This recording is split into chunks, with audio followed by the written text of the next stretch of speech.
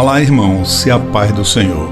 Meus irmãos, na Bíblia, no livro de Juízes, capítulo 9, está descrito uma história de ambição, poder, de trágicas consequências e desejo desenfreado.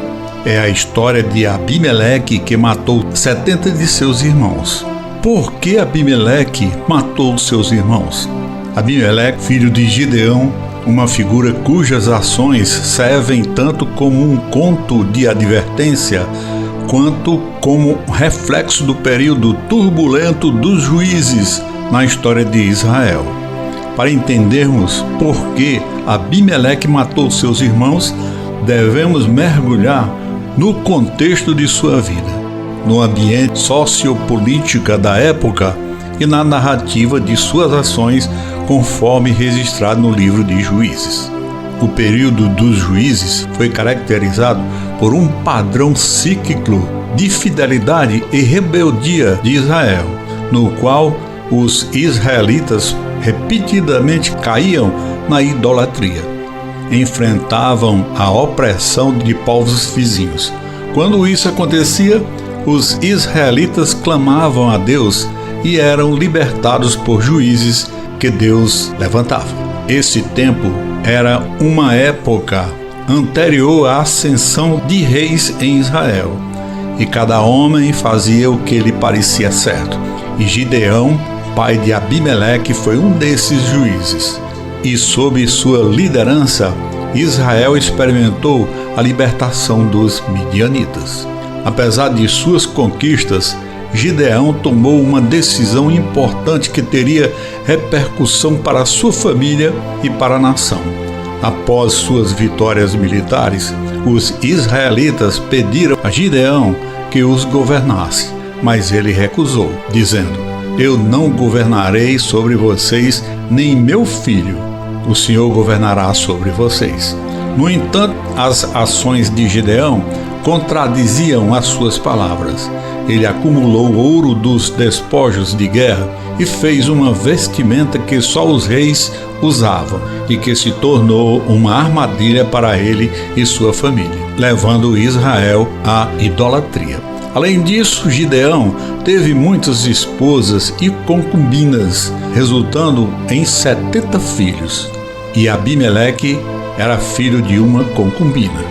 Após a morte de Gideão, Israel rapidamente retornou à idolatria, adorando aos Baalins e esquecendo-se do Senhor, seu Deus. É nesse contexto de instabilidade espiritual e política que a ambição de Abimeleque acontece.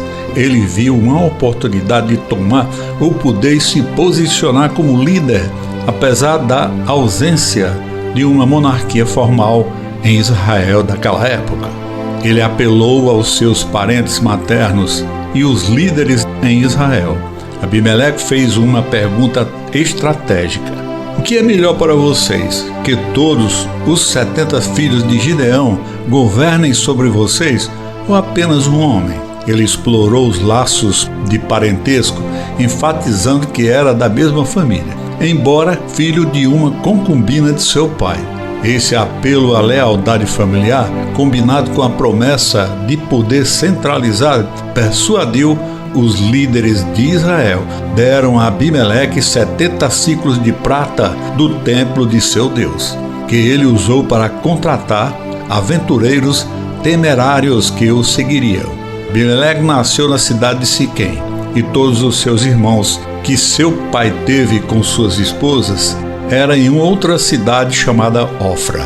Para colocar o seu projeto em prática, Abimeleque foi à casa de seu pai, em Ofra, e assassinou seus 70 irmãos, os filhos de Gideão, sobre uma única pedra. Esse ato foi brutal, não apenas uma busca por poder, mas também uma eliminação estratégica de potenciais rivais.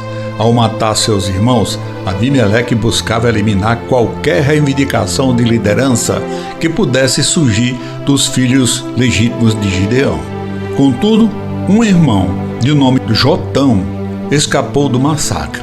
A sobrevivência de Jotão e suas ações subsequentes acrescentam uma camada de justiça divina e advertência profética à narrativa. Jotão subiu no Monte Gerizim e contou uma parábola ao povo, conhecida como a parábola das árvores de Jotão. Nessa parábola, as árvores buscavam um rei, mas as árvores dignas, a oliveira, a figueira e a videira, recusaram a oferta. Finalmente, o espinheiro aceitou, uma planta que não oferece nenhum benefício real e pode causar danos.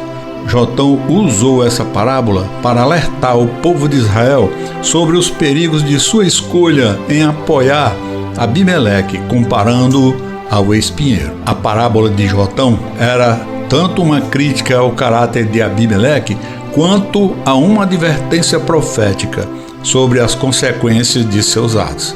Ele concluiu com uma maldição, afirmando que, mesmo se agissem de boa fé, se alegrariam com Abimeleque, mas caso contrário, fogo sairia de Abimeleque e consumiria os líderes de Israel. A liderança de Abimeleque foi breve e marcado por violência e traição. A aliança entre Abimeleque e os líderes daquele povo acabou se desfazendo, levando a conflitos internos. Deus enviou um espírito maligno a Abimeleque, cumprindo a maldição de Jotão. A própria natureza destrutiva de Abimeleque levou a mais derramamento de sangue. Em uma batalha contra a cidade de Tebes, uma mulher deixou cair uma pedra de moinho na cabeça de Abimeleque, ferindo-o mortalmente. Em seus últimos momentos, Abimeleque pediu ao seu escudeiro que o matasse com sua espada, para que não se dissesse que uma mulher o havia matado. A história de Abimeleque é uma narrativa poderosa sobre a natureza destrutiva da ambição desenfreada e as consequências de se afastar de Deus. O desejo de poder de Abimeleque o levou a cometer fratricídio, um ato que, em última análise, causou sua própria destruição. Sua história serve como um lembrete da importância da liderança piedosa e dos perigos de buscar o poder pela força. As ações de Abimeleque ilustram o caos e a decadência moral de Israel durante esse período. A ausência de uma autoridade central e piedosa levou a um ciclo de pecado e redenção, destacando a necessidade de um líder justo que guiasse o povo segundo a vontade de Deus. Essa narrativa prenuncia o eventual estabelecimento da monarquia em Israel, que, apesar de seus próprios desafios, tinha como objetivo proporcionar estabilidade e direção espiritual sob a aliança de Deus.